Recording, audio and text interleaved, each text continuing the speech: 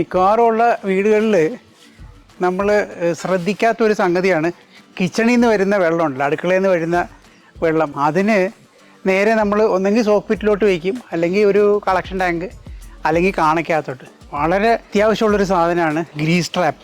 നമ്മുടെ അടുക്കളയിൽ നിന്ന് വരുന്ന വാഷ് ചെയ്ത വെള്ളം അത് ഈ ട്രാപ്പിൽ കൂടെ കടന്നു പോകുമ്പം ഗ്രീസും ഓയിലും അതിനകത്ത് സെപ്പറേറ്റ് ചെയ്യപ്പെടും. ഇത് ഞാൻ അതേ തുറന്ന് കാണിക്കാം. ഇത് കണ്ടേ, പാത്രം കഴുകി വരുമ്പം കുറേ എന്തെങ്കിലും ചെറിയ ചെറിയ കഷ്ണങ്ങളൊക്കെ കാണും. അത് പിന്നെ ഓയിൽ, ഇതെല്ലാം ഇതിനകത്ത് കളക്ട് ചെയ്യപ്പെടും, സെപ്പറേറ്റഡ് ആയിട്ട്. പിന്നെ വെള്ളം മാത്രമാണ് പുറത്തോട്ട് വരിക. ഏറ്റവും വലിയൊരു പ്രശ്നം നമുക്ക് ഈ കിച്ചൺ സിങ്കിൽ നിന്നുള്ള ലൈൻ ബ്ലോക്ക് ആയാലും, ഈ ലൈൻ ബ്ലോക്ക് എന്ന് പറയുന്ന പ്രശ്നം ഒഴിവാക്കാൻ പറ്റും. കാരണം ഓയിലും ഗ്രീസും എല്ലാം ട്രാപ്പ് ചെയ്ത് മാറിക്കഴിഞ്ഞാൽ പിന്നെ ക്ലിയർ ആയിട്ടുള്ള വെള്ളം മാത്രമാണ് പോകുന്നത്.